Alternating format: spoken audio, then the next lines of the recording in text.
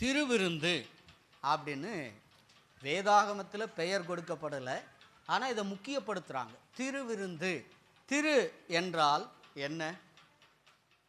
பயபக்தி, பக்திக்குரிய. விருந்து பந்தி, பக்திக்குரிய பந்தியாம்.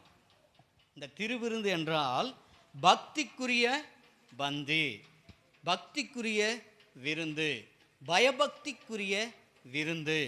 நீங்களும் நானும் புசிக்கிறது ஏதோ மாதத்தில் ஒரு நாள். இன்றைக்கி என்ன வாரங்க?